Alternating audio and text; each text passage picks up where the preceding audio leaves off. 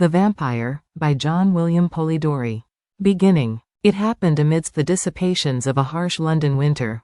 A nobleman, more notable for his peculiarities than his rank, appeared at various social events among the most important figures of the English capital's nocturnal and daytime life. He looked around as if he weren't part of the general merriment. Apparently, only the laughter of others drew his attention, as if he could silence it at will and strike fear into those hearts where joy and carelessness reigned. Those who experienced this feeling of dread couldn't explain its cause. Some attributed it to his fixed, grey gaze, which seemed to penetrate to the very depths of a person's consciousness and heart. Although, in truth, the gaze only fell upon a cheek like a leaden ray, weighing upon the skin it couldn't pierce. His oddness secured him a string of invitations to the capital's principal mansions. Everyone wanted to see him, and those accustomed to violent excitement, and who felt the burden of ennui, boredom, were extremely happy to have something before them capable of intensely attracting their attention. Despite the deathly pallor of his countenance, which never flushed with a hint of pink, neither from modesty nor the strong emotion of passion, and despite the beauty of his features and profile, many ladies, ever in pursuit of notoriety, sought to win his attention and gain at least some sign of affection. Lady Mercer, who had been the ridicule of all the monsters dragged into her private rooms after her marriage, put herself in his way, and did everything she could to catch his eye, but in vain. When the young woman stood before him, though the mysterious figure's eyes seemed fixed on her, they did not appear to acknowledge her presence.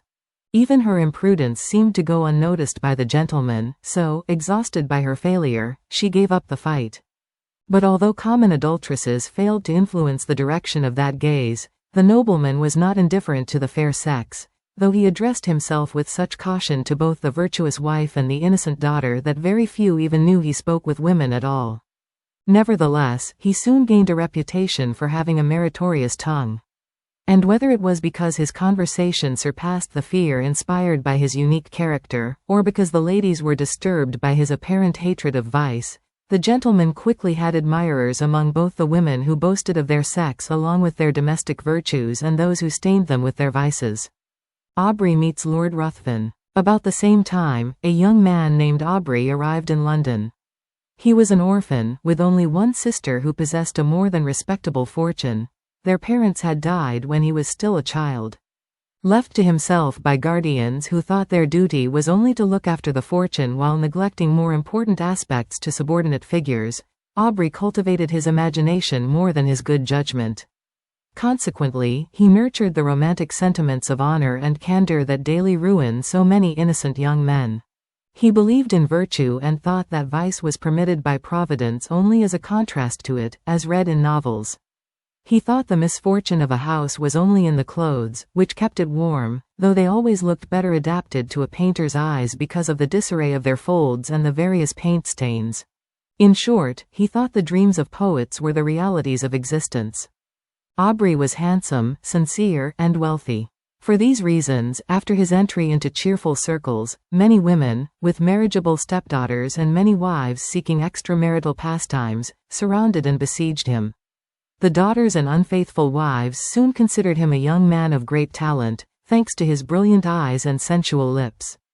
Attached to the romance of his solitary hours, Aubrey was startled to discover that, except in the candle flames, which flickered not because of a sprite but due to air drafts, in real life there was not the slightest basis for the romantic foolishness of the novels from which he had drawn his supposed knowledge. Finding, however, some compensation in his gratified vanity, he was about to abandon his dreams when the extraordinary being mentioned and described before crossed his path.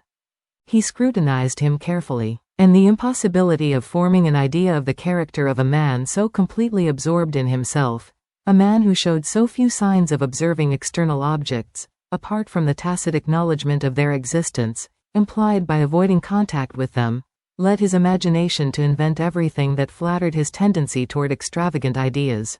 Soon, such a being became the hero of a romance, and he decided to observe this offspring of his fantasy more than the person himself. He befriended him, was attentive to his notions, and managed to be noticed by the mysterious gentleman. His presence was finally acknowledged. He gradually learned that Lord Ruthven had somewhat complicated affairs, and he soon found out, in accordance with public rumors, that he was about to undertake a journey. The journey abroad. Desiring to obtain more information regarding such a singular creature, who until then had only excited his curiosity without satisfying it, Aubrey informed his guardians that the time had come to take an excursion, which for many generations was thought necessary for youth to quickly climb the ladders of vice, equaling mature people, so they wouldn't appear to have fallen from the sky, when scandalous intrigues were mentioned before them as subjects of pleasure and praise, depending on the degree of their perversion. The guardians agreed to his request, and Aubrey immediately told Lord Ruthven his intentions, being pleasantly surprised when the latter invited him to travel in his company. Pleased with this proof of affection from a person who apparently had nothing in common with other mortals, he gladly accepted. A few days later, they had already crossed the English Channel. Until then, Aubrey had not had the opportunity to study his travel companion's character thoroughly, and he suddenly discovered that, although many of his actions were fully visible, the results offered very different conclusions based on the motives for his behavior. His companion was very liberal. The idle, the vagrant, and the beggar received from his hand more than necessary to relieve their most urgent needs. But Aubrey also observed that Lord Ruthven never relieved the misfortunes of the virtuous, reduced to indigence by bad luck, whom he dismissed unceremoniously and even with mockery. When someone approached him not to remedy their needs, but to sink into lust or the most horrendous iniquities, Lord Ruthven never denied his help. However, Aubrey attributed this note of his character to the greater importunity of vice, which is generally much more persistent than the unfortunate and virtuous indigent. There was one circumstance in the Lord's charitable works that was deeply imprinted in the young man's mind. All those whom Lord Ruthven helped inevitably saw a curse fall upon them, for they were led to the gallows or sank into the most abject misery. Growing suspicion in Europe. In Brussels and other cities they passed through, Aubrey was astonished by the apparent avidity with which his companion sought out the centers of the greatest vices. He often entered faro dens, where he gambled, and always with fortune, except when a scoundrel was his antagonist, which is when he lost more than he had won before. But he always maintained the same stony, imperturbable expression with which he generally contemplated the society around him. The same was not true when the nobleman encountered the youthful novice or the unfortunate father of a large family. Then, his desire seemed to be the law of fortune, setting aside his abstraction, while his eyes shone with more fire than those of a cat playing with a dying mouse. In all the cities, he left the flourishing youth attending the circles he frequented hurling curses, in the solitude of a fortress of destiny that had dragged them toward him, within reach of that mortal enemy. Likewise, many fathers sat angrily amidst their hungry children, without a single penny of their former fortune, not even what was necessary to satisfy their most pressing needs. However, whatever he won at the gaming tables, he immediately lost, after having stripped some large fortunes from innocent people. This could be the result of a certain degree of knowledge capable of combating the skill of the most experienced. Aubrey often wished to tell his friend all this, to beg him to abandon this charity and these pleasures that caused the ruin of everyone, without benefiting him. But he delayed this plea, because day after day he hoped his friend would give him an opportunity to speak frankly and sincerely. This never happened. Lord Ruthven, in his carriage, and amidst the most luxurious and savage nature, was always the same. His eyes spoke less than his lips. And although Aubrey was so close to the object of his curiosity, he gained no more satisfaction from this fact than the constant exaltation of the vain desire to unravel that mystery which, to his excited imagination, was beginning to assume the proportions of something supernatural. The revelation in Rome. They soon arrived in Rome, and Aubrey lost sight of his companion for some time, leaving him in the daily company of an Italian countess's circle of friends, while he visited the monuments of the almost deserted city. While thus occupied, several letters arrived from England, which he opened impatiently. The first was from his sister assuring him of her affection, the others were from his guardians, and the last one left him astonished.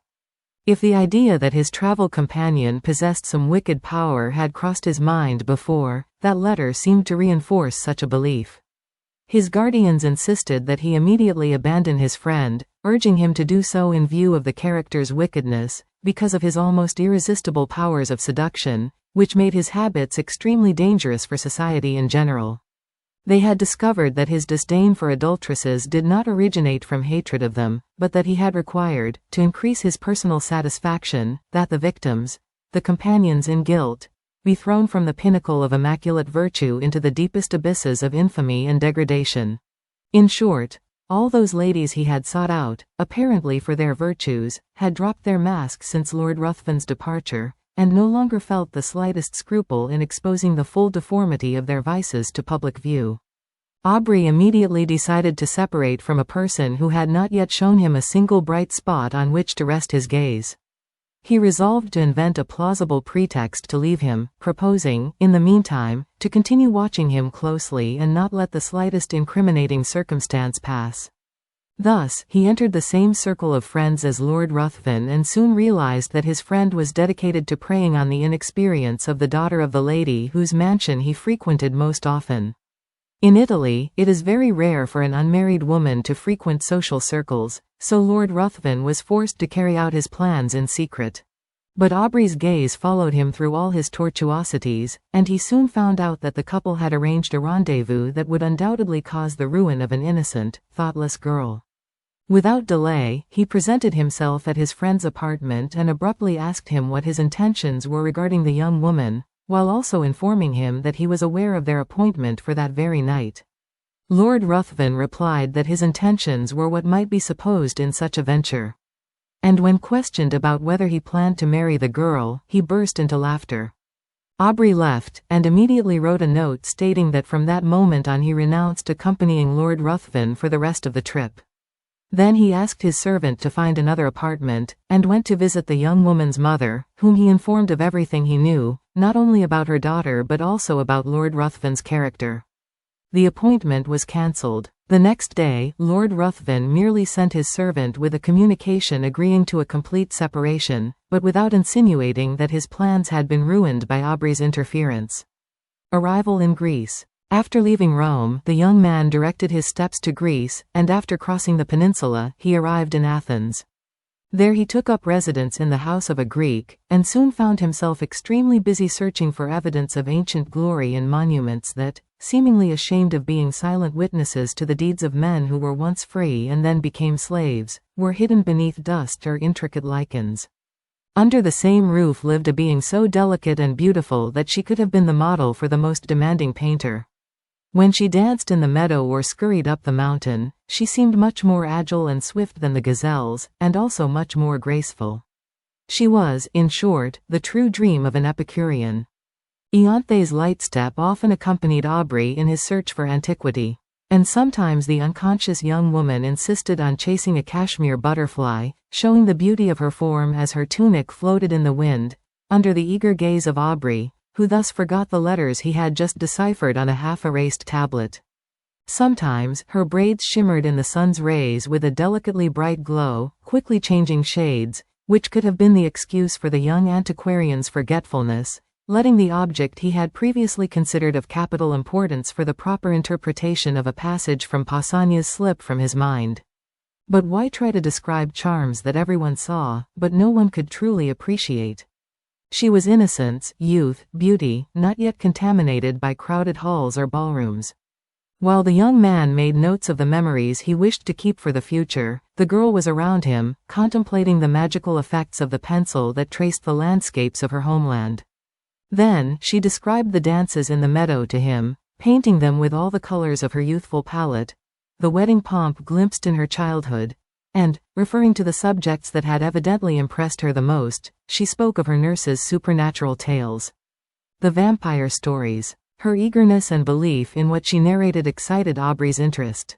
Often, when she told the story of the living vampire, who had spent many years among friends and dearest relatives feeding on the blood of the most beautiful maidens to prolong his existence a few more months, Aubrey's blood ran cold in his veins, even as he tried to laugh at those horrible fantasies. However, Ianthe cited names of old people who, at least, had counted a living vampire among their contemporaries, having found close relatives and some children marked with the sign of the monster's appetite. When the young woman saw that Aubrey was incredulous of such stories, she begged him to believe her, since people had observed that those who dared to deny the vampire's existence always obtained some proof that, with great sorrow and painful punishment, forced them to acknowledge its existence. Ianthe detailed the traditional appearance of those monsters, and Aubrey's horror increased upon hearing an almost exact description of Lord Ruthven. Despite this, the young man persisted in trying to convince the Greek girl that her fears could not be due to a real thing, although at the same time he mentally reviewed all the coincidences that had incited him to believe in Lord Ruthven's supernatural powers. Aubrey felt more attached to Ianthe every day, as her innocence, so in contrast to the feigned virtues of the women among whom he had sought his idea of romance, had won his heart. Although the idea of a well-born and well-educated English boy marrying an almost uncultured Greek girl seemed ridiculous to him, the truth was that he loved the maiden who constantly accompanied him more and more. On some occasions, he separated from her, determined not to return until he had achieved his objectives. But it was always impossible for him to concentrate on the ruins around him, constantly having the image of the one who was everything to him in his mind. Ianthe did not realize the love Aubrey felt for her, acting with him like the same almost childish girl of the first days. Always, however, she often said goodbye to the young man, but this was only because she had no one to visit her favorite places with while her companion was busy sketching or discovering some fragment that had escaped the destructive action of time. The young woman appealed to her parents to attest to the existence of vampires. And everyone, along with some individuals present, affirmed their existence, pale with horror at that single name.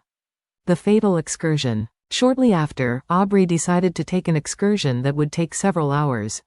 When Ianthe's parents heard the name of the place, they begged him not to return at night, as he would necessarily have to cross a forest that no Greek would pass through, once darkness fell, for any reason. They described that place as the spot where vampires held their nocturnal orgies and bacchanals. And they assured him that the worst evils would befall anyone who dared to cross that place. Aubrey refused to heed such warnings, trying to mock those fears. But when he saw that everyone trembled at his laughter over that superior or infernal power, the mere name of which chilled his blood, he finally fell silent and became serious. The next morning, Aubrey left on his excursion, as planned.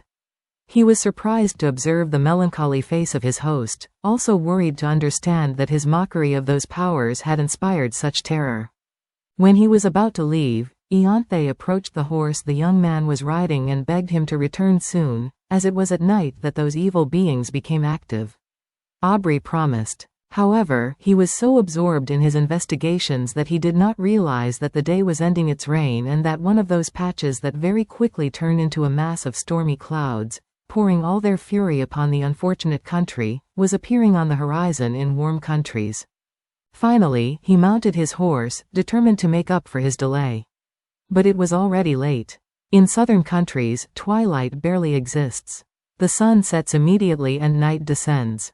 Aubrey had delayed too much. The storm was upon him, the thunder barely gave respite between one roar and the next, and the heavy downpour forced its way through the thick foliage, while the blue lightning seemed to fall at his feet. The horse suddenly got scared and began a wild gallop through the thick forest. Finally, exhausted, the animal stopped, and Aubrey discovered by the light of the lightning that he was in the vicinity of a hut that was barely visible among the dead leaves and undergrowth surrounding it. He dismounted and approached, limping, in order to find someone who could take him to the city, or at least obtain shelter from the furious storm. As he approached the cabin, the thunder, which had momentarily ceased, allowed him to hear feminine screams, screams mixed with mocking laughter, all like a single sound. Aubrey was disturbed, but, startled by the thunder that boomed at that moment, with a sudden effort, he pushed open the hut's door. He saw nothing but dense darkness, but the sound guided him. Apparently, no one had noticed his presence, because although he called out, the same sounds continued, with no one seeming to notice him. He soon stumbled upon someone, whom he immediately seized. Suddenly, a voice screamed again in a muffled way, and the scream was followed by a laugh. Aubrey found himself immediately gripped by a superhuman force. Determined to sell his life dearly, he fought but in vain. He was lifted from the ground and thrown back down with enormous power. Then, his enemy lunged at him and, kneeling on his chest, wrapped his hands around his throat. Suddenly, the glare of several torches glimpsed through the hole that served as a window came to his aid. Immediately, his rival stood up and, separating from the young man, ran towards the door. Very shortly after, the crunching of fallen branches being trampled by the fugitive also ceased to be heard. The discovery. The storm had ceased, and Aubrey, unable to move, shouted, and was soon heard by the torchbearers. They entered the cabin, and the glare of the burning resin fell on the mud walls and the straw roof, which was completely filled with grime. At the young man's insistence, the newcomers searched for the woman who had drawn him with her screams. He was, therefore, again left in darkness. What was his horror when he was again illuminated by the torchlight, and could perceive the ethereal form of his beloved turned into a corpse. He closed his eyes, hoping it was only a frightful product of his imagination. But he saw the same form again upon opening them, lying beside him. There was no color on her cheeks, not even on her lips, and on her face was an immobility that was almost as appealing as the life that had animated it before. On her neck and chest there was blood, and on her throat, the marks of fangs that had dug into her veins. "A vampire! A vampire!" shouted the members of the party at the sight. They quickly constructed a stretcher, and Aubrey walked beside the one who had been the object of such brilliant visions, now dead in the flower of her life. Aubrey could not even think, his brain was clouded, seeming to want to take refuge in emptiness. Almost without realizing it, he grasped in his hand a specially shaped dagger that they had found in the hut. The party soon joined more men, sent out to search for the young woman by her distressed mother. The scouts' cries as they approached the city warned the maiden's parents that a horrible catastrophe had occurred. It would be impossible to describe their grief. When they confirmed the cause of their daughter's death, they looked at Aubrey and pointed to the corpse. They were inconsolable, and both died of sorrow. The return. Aubrey, already in bed, suffered a very violent fever, mixed with delirium. In these intervals, he called out to Lord Ruthven and Ianthe, through a certain combination that seemed to him a plea to his former travel companion to spare the maiden's life. Other times, he launched imprecations against Lord Ruthven, cursing him as the murderer of the Greek girl. By chance, Lord Ruthven arrived in Athens at that time. When he learned of his friend's condition, he immediately presented himself at his house and became his private nurse. When Aubrey recovered from the fever and delirium, he was horrified, petrified, by the sight of the man he now considered a vampire.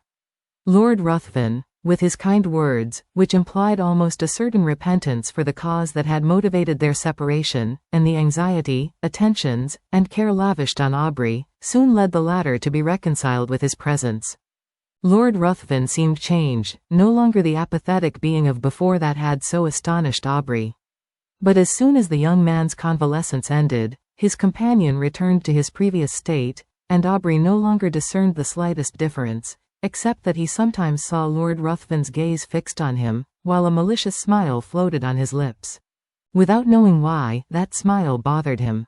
During the final phase of his recovery, Lord Ruthven seemed absorbed in contemplating the waves raised in the sea by the sea breeze, or in pointing out the progress of the stars that, like ours, revolve around the sun. And more than anything, he seemed to avoid all other eyes. Aubrey, due to the misfortune he had suffered, had a considerably weakened brain, and the elasticity of spirit that was once his most prominent characteristic seemed to have abandoned him forever. He didn't desire silence and solitude as much as Lord Ruthven did, but to be alone, which he couldn't achieve in Athens. If he devoted himself to exploring the ruins of antiquity, the memory of Ianthe by his side continually tormented him. If he walked through the forests, the young woman's light step seemed to skip along beside him, searching for the modest violet. Suddenly, this vision faded, and in its place, he saw the young woman's pale face and wounded throat, with a timid smile on her lips. He decided to shun such visions, which created a series of bitter associations in his mind. Thus, he proposed to Lord Ruthven, to whom he felt bound by the care he had shown him during his illness, that they visit the corners of Greece they had not yet seen. The two traversed the peninsula in all directions, searching every nook that might be connected to a memory. But although they explored everything, they saw nothing that truly captured their interest. They heard much talk of various bands of robbers, but gradually forgot about them, attributing them to popular imagination or the invention of individuals whose interest was to excite the generosity of those they pretended to protect from such dangers. Consequently, disregarding these warnings, on one occasion, they traveled with a very small escort, whose members were intended more as guides than protection. Upon entering a narrow gorge, at the bottom of which was the bed of a torrent filled with large rocky masses detached from the high cliffs flanking it, they had reason to regret their negligence. They had barely advanced into such a narrow passage when they were surprised by the whizzing of bullets passing very close to their heads and the detonations of several weapons. The next moment, the escort had abandoned them, and taking shelter behind the rocks, they all began firing at their attackers. Lord Ruthven and Aubrey, imitating their example, momentarily retreated to the protection of a turn in the gorge. Ashamed to be so frightened by a vulgar enemy, who with insulting shouts urged them to advance, and being exposed at the same time to certain slaughter if any of the robbers positioned themselves higher up and attacked them from the rear, they decided to rush forward, seeking the enemy. The oath. They had barely left the rocky refuge when Lord Ruthven was hit by a bullet in the shoulder, which sent him rolling to the ground. Aubrey ran to his aid, ignoring the danger to which he was exposed, but he was soon surrounded by the assailants, while the members of the escort, upon seeing Lord Ruthven wounded, immediately raised their hands in surrender. By promising large rewards, Aubrey managed to convince his attackers to move his wounded friend to a cabin not far from there. After arranging the ransom to be paid, the robbers did not bother him, contenting themselves with guarding the cabin entrance until the return of one of them, who was to collect the promised sum thanks to an order signed by the young man. Lord Ruthven's strength quickly diminished. 2 days later, death already seemed imminent.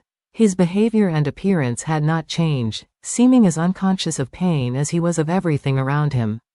Towards the end of the 3rd day, his mind seemed to wander, and his gaze fixed insistently on Aubrey, who felt compelled to offer him his help more than ever. "Yes, you can save me. You can do much more. I don't mean my life, for I fear death as little as the end of the day. But you can save my honor. Yes, you can save your friend's honor. Tell me how." Aubrey agreed, "and I will do it. It's very simple. I need very little. My life needs space. Oh, I can't explain everything. But if you keep silent about everything you know about me, my honor will be free from the world's gossip, and if my death is unknown in England for some time, I shall live. No one will know." "Swear it," demanded the dying man, sitting up with great violence. "Swear it by the souls of your ancestors, by all the terrors of nature. Swear that for a year and a day you will tell no one of my crimes or my death, whatever happens, whatever you see." His eyes seemed to pop out of their sockets. "I swear it," exclaimed Aubrey. Lord Ruthven fell back onto the pillow, uttered a loud laugh, and expired. Aubrey withdrew to rest, but he did not sleep, as his brain spun and spun over the details of his friendship with such a strange being, and without knowing why, when he remembered the oath he had taken, he was invaded by a strange chill, with the presentiment of imminent misfortune. He got up very early the next day and was about to enter the cabin where he had left the body when one of the robbers told him it was no longer there, as he and his comrades had transported it to the summit of the mountain, according to the promise made to the deceased that they would leave him exposed to the first ray of moonlight after his death. Aubrey was astonished by this news. Along with several individuals, he decided to go where they had left Lord Ruthven to bury him properly. But once at the summit of the mountain, he found no trace of the body or his clothes, although the robbers swore that was the place where they had left the dead man. Confirmation. For some time, his mind was lost in conjectures until he decided to descend again, convinced that the robbers had buried the body after stripping it of its clothes. Tired of a country where he had only suffered tremendous horrors, and where everything conspired to strengthen that melancholy superstition that had taken hold of his mind, he resolved to abandon it, soon arriving in Smyrna. While waiting for a ship to take him to Otranto or Naples, he was busy arranging the belongings he had with him that had belonged to Lord Ruthven. Among other things, he found a case containing various weapons, more or less suitable for ensuring a victim's death. Inside were several daggers and yataghans. While examining them, astonished by their curious shapes, great was his surprise to find a scabbard ornamented in the same style as the dagger found in the fatal hut. Aubrey shuddered, and wishing to obtain new proof, he searched for the dagger. His horror culminated when he verified that the blade fit the scabbard, despite its peculiar shape. He no longer needed more proof, although his eyes seemed glued to the dagger, despite which he still resisted believing it. However, that special shape, the very splendid ornaments on the hilt and the scabbard, left no room for doubt. Furthermore, both objects showed drops of blood. He left Smyrna and, already in Rome, his first investigations concerned the young woman he had tried to rescue from Lord Ruthven's seductive arts. Her parents were distraught, completely ruined, and the young woman had not been seen again since Lord Ruthven's departure from the capital.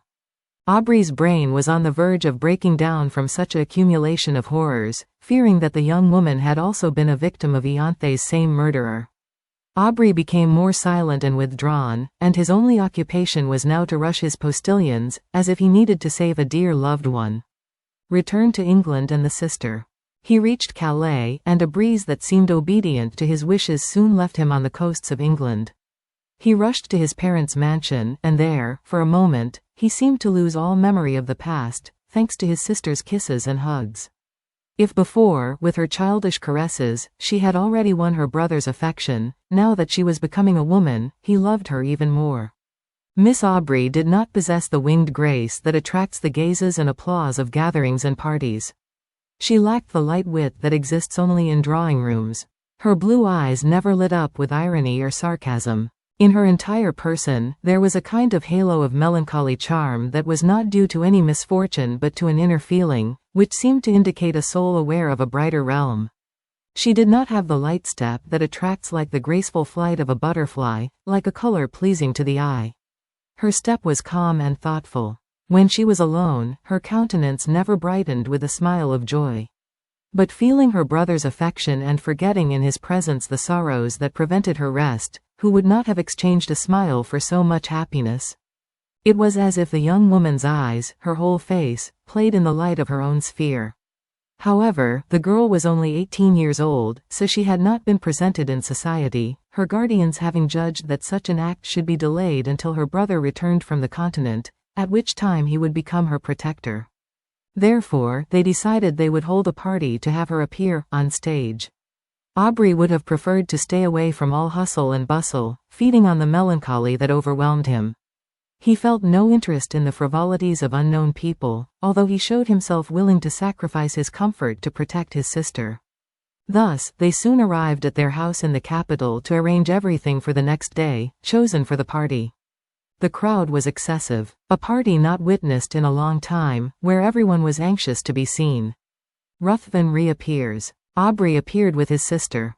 Then, alone in a corner, looking around with very little interest, abstracted Ly thinking that the first time he had seen Lord Ruthven had been in that very room, he suddenly felt his arm taken, while a voice he remembered all too well resonated in his ears. Remember the oath. Aubrey barely had the courage to turn around, fearing to see a spectre that could destroy him, and he distinguished not far away the same figure that had attracted his attention when, in turn, he had first entered society. He stared fixedly at that figure until his legs almost refused to support his body weight. Then, grabbing a friend's arm, he got into his carriage and ordered the coachman to take him to his country house. Once there, he began pacing agitatedly, his head in his hands, as if fearing his thoughts would explode in his brain. Lord Ruthven had appeared before him again. And all the details suddenly linked before his eyes: the dagger, the scabbard, the victim, his oath. "It's not possible," he said, very excited, "it's not possible for a dead man to resurrect." It was impossible for him to be a real being. Therefore, he decided to frequent society again. He needed to clear his doubts. But when, night after night, he visited various drawing rooms, always with Lord Ruthven's name on his lips, he achieved nothing. A week later, he attended a party with his sister at the mansion of new friends. Leaving her under the protection of the hostess, Aubrey retreated to a corner and there gave free rein to his thoughts. When he finally saw that the guests were beginning to leave, he entered the room and found his sister surrounded by several gentlemen, apparently conversing animatedly. The young man tried to make his way to his sister when one of the present, upon turning, offered him the features he so abhorred. Aubrey gave a tremendous start, took his sister by the arm, and hurriedly dragged her toward the street. At the door, his path was blocked by the crowd of servants waiting for their respective masters. As he tried to overcome that human barrier, the familiar and fateful voice returned to his ear. Remember the oath? He did not dare to turn and, still dragging his sister, soon arrived home. Descent into madness. Aubrey began to show signs of mental imbalance. If before his brain had only been occupied with one subject, now he was completely engrossed in it, having the certainty that the monster was still alive. He no longer paid attention to his sister, and it was useless for her to try to extract the truth of such strange behavior from him. Aubrey merely uttered almost incoherent words, which terrified the girl even more. The more Aubrey pondered it, the more disturbed he became. His oath overwhelmed him. Should he allow that monster to wander the world, amidst so many loved ones, without denouncing his intentions? His own sister had spoken with him. But even if he broke his oath and revealed Lord Ruthven's true intentions, who would believe him? He thought of using his own hand to rid the world of such a cruel enemy. He recalled, however, that death did not affect the monster. For days he remained in this state, locked in his room, seeing no one, eating only when his sister urged him to, with tears in her eyes. Finally, unable to bear the silence and solitude any longer, he left the house to wander from street to street, anxious to discover the image of the one who haunted him so much.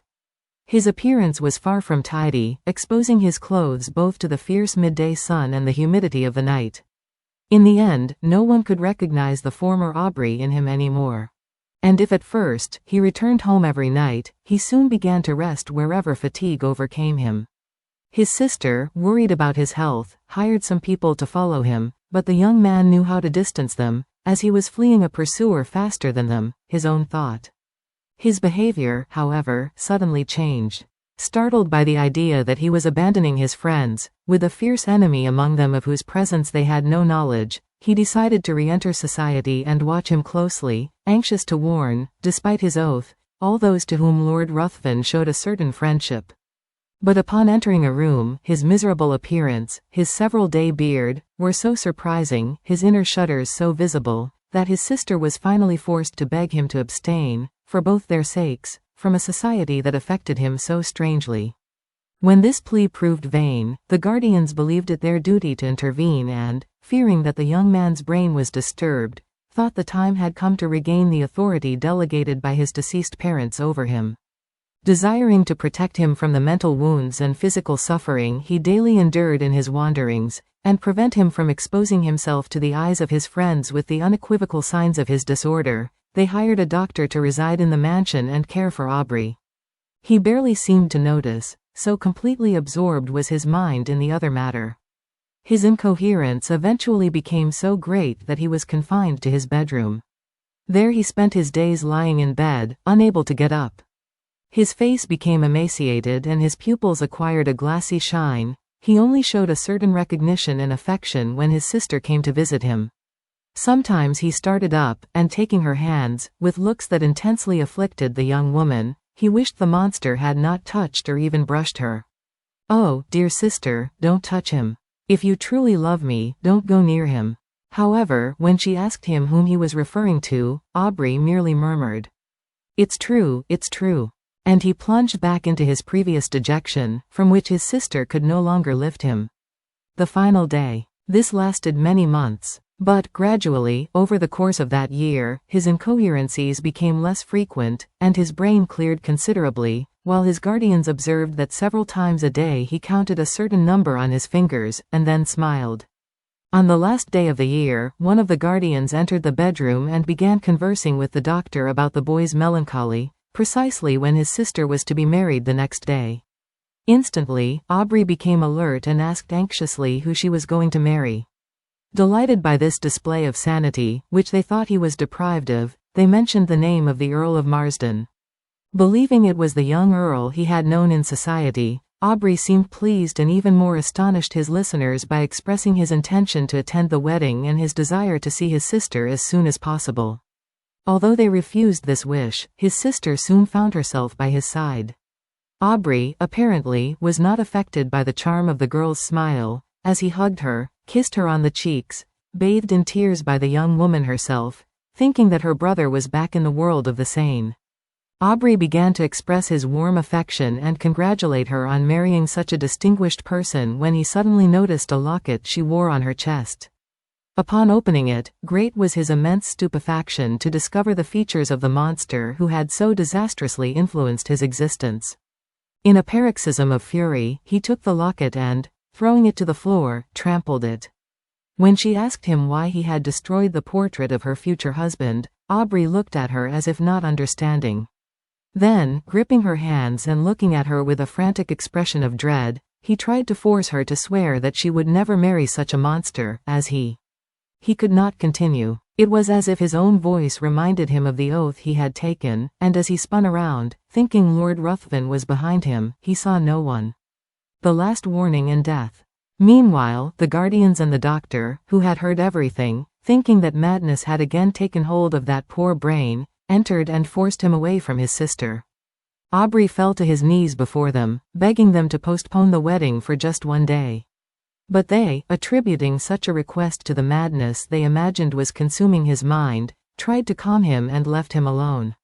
Lord Ruthven visited the mansion the morning after the party, and was denied entry like everyone else. When he learned of Aubrey's illness, he understood that he was the immediate cause of it. When he learned that the young man was mad, he barely managed to conceal his joy from those who offered him this information. He rushed to his former travel companion's house, and with his constant care and feigned great interest in her brother and his sad fate, he gradually won Miss Aubrey's heart. Who could resist that power? Lord Ruthven spoke of the dangers that had always surrounded him, of the lack of affection he had found in the world, except from the young woman he was conversing with. Since he had known her, his existence had begun to seem worthy of some value, if only for the attention she paid him. In short, he knew how to use his cunning with so much art, or such was the will of destiny, that Lord Ruthven won the love of Aubrey's sister. Thanks to a title from a branch of his family, he obtained an important embassy, which served as an excuse to hasten the wedding, despite the brother's mental disorder, so that it would take place the next day, before his departure for the continent. Aubrey, once away from the doctor and the guardian, tried to bribe the servants, but in vain. He asked for pen and paper, which they gave him, and he wrote a letter to his sister, imploring her, if she valued her happiness, her honor, and that of those who lay in their graves, who had once held her in their arms as their hope and the hope of the family name, to postpone the marriage for just a few hours, a marriage on which he poured his most terrible curses. The servants promised to deliver the letter, but as they gave it to the doctor, he preferred not to upset Miss Aubrey with what he considered was merely the delusion of a madman. The night passed restlessly for all the occupants of the house, and Aubrey perceived with horror the rumors of the preparations for the wedding. Morning came, and the sound of the carriages setting off reached his ears. Aubrey became frantic. The servants' curiosity finally overcame their vigilance, and they gradually moved away to see the bride depart, leaving Aubrey in the care of a helpless old woman. Aubrey took advantage of that opportunity. He jumped out of the room and soon appeared in the drawing room where everyone was gathered, ready to leave.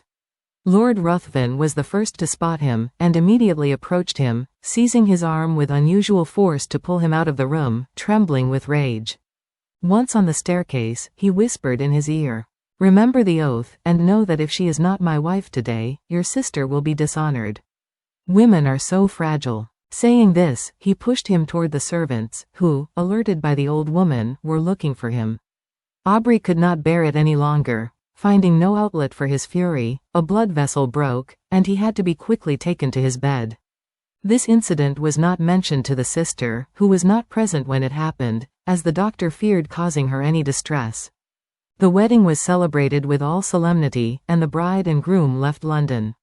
Aubrey's weakness increased, and the blood hemorrhage produced the symptoms of impending death. He wished for his sister's guardians to be summoned, and when they were present and the 12 strokes of midnight sounded, the moment the period imposed on his silence was fulfilled, he hurriedly recounted everything he had lived and suffered, and died immediately after. The guardians rushed to protect Aubrey's sister, but by the time they arrived, it was too late. Lord Ruthven had disappeared, and the young woman had sated the bloodthirst of a vampire.